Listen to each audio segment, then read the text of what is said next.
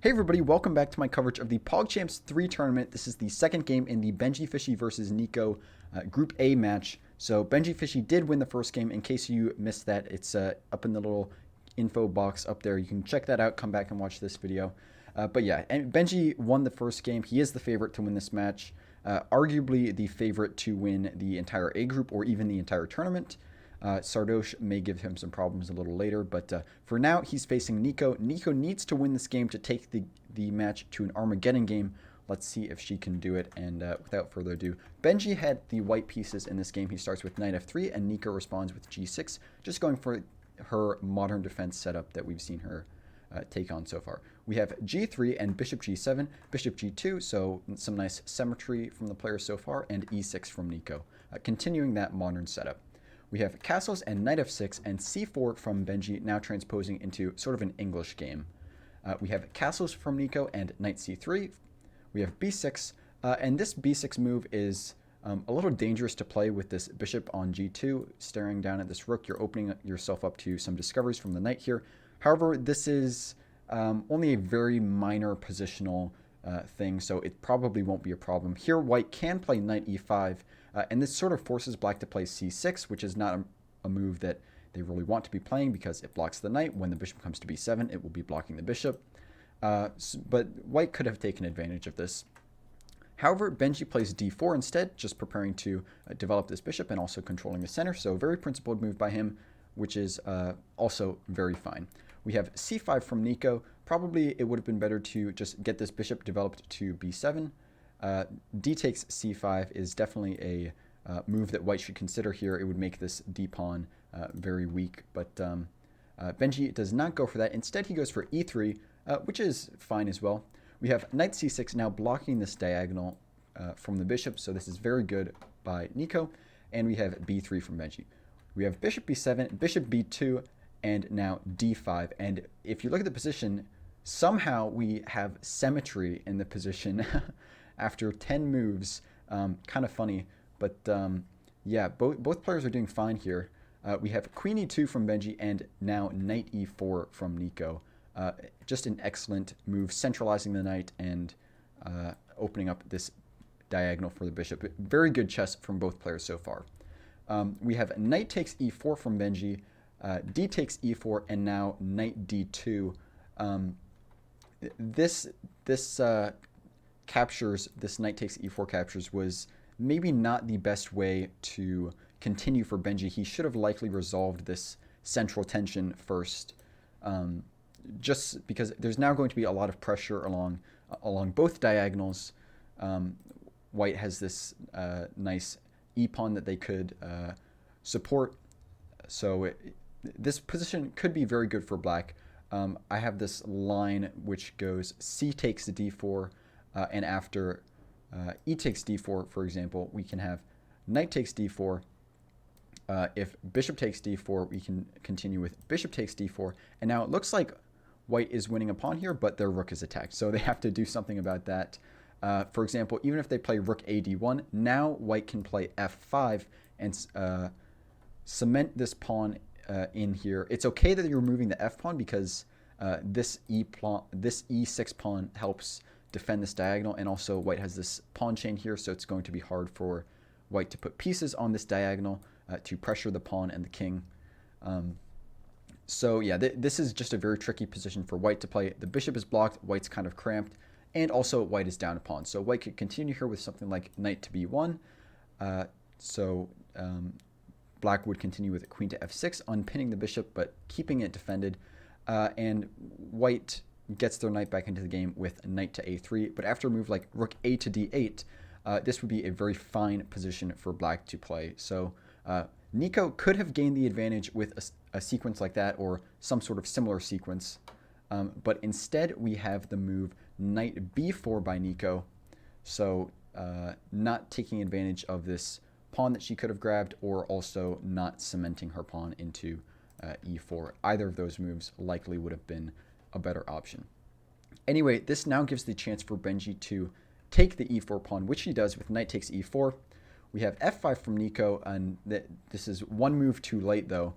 And now this actually allows a move which we saw in the Negreanu versus Rubius game, if you saw that one, where there was this bishop aligned with another bishop and a knight and a king on g8, a knight on e4 and a king on g8, where this bishop on b7 was undefended. So in the Negreanu versus Rubius game, Negreanu could have sacrificed his knight by moving it to f6, and this is basically gives up the knight for free. But the way you keep it even is that now you get this bishop on b7, and this bishop is stronger than the knight on e4, so this is a worthwhile trade. And unlike the Negreanu versus Rubius match, where Negreanu did not see that positional advantage, Benjy actually did see this tactic, and he did go for it, and we have this position on board.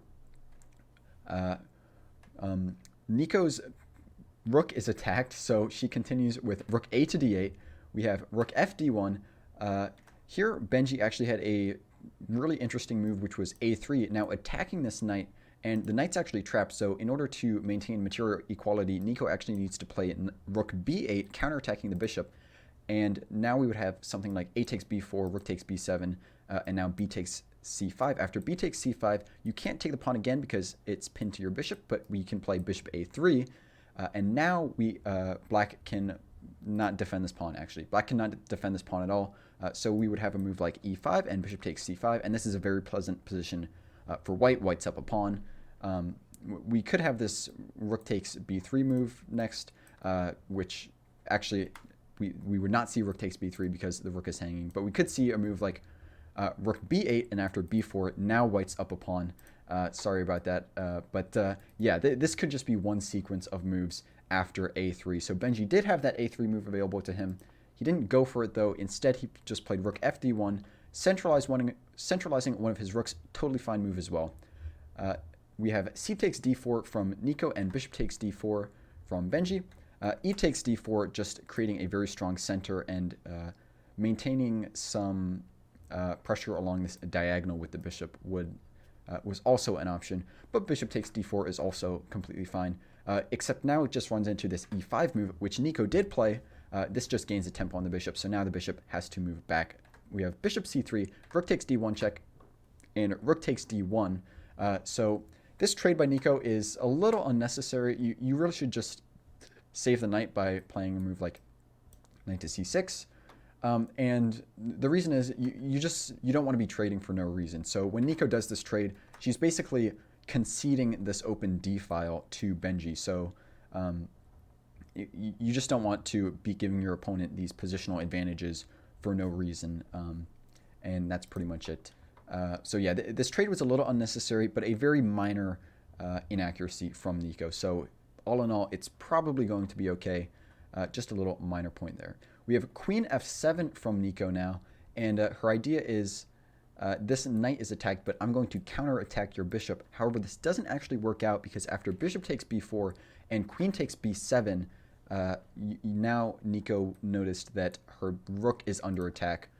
So Benjy goes ahead and picks that up. Bishop takes f8, and after king takes not king takes f8, but bishop takes f8. Now white is up an exchange and a pawn, so let's see if Benjy can convert this.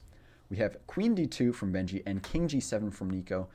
Not exactly sure what this king g7 move is doing, but it does allow Benjy to force trade the queens and go into an endgame, and this queen was really going to be Neeko's main source of counterplay, so she really can't afford to have this queen traded off. However, Benjy knows this, so he forces the queen trade, queen d7 check, and we have queen takes d7, rook takes d7 check, and now this is also a fork on the king and the pawn. So Benjy's going to be picking up another pawn. He's going to be 2 pawns up and up the exchange. After king h6, rook takes a7. So yeah, now this is a totally winning position for Benjy. We have f4, so Neeko's just trying to trade off some more pawns. However, this actually just loses a pawn because it's attacked twice, only defended once. So we have g takes f4, e takes f4, and e takes f4. So now Benjy is up 3 pawns. We have g5. Once again, Neeko trying to trade more pawns because if she can trade all the pawns, then she will be more likely to draw.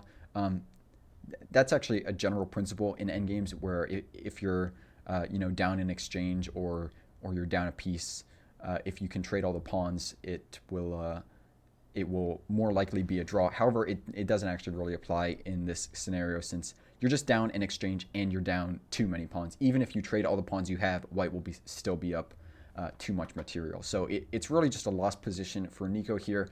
It's going to seem, or it seems very, very unlikely that Neeko will come back and draw this match at this point. But anyway, we have f takes g5 check, king takes g5, and now Benji could even pick up this h-pawn for free, but instead he goes after the b-pawn with rook a6. Neeko defends it with bishop c5, and we have king f1, so looking to bring the king in. Benji also could have played a sequence like a3 and b4, or simply b4 right away, trying to deflect the bishop away from the defense of this b-pawn, so we could see bishop takes b4 and rook takes b6.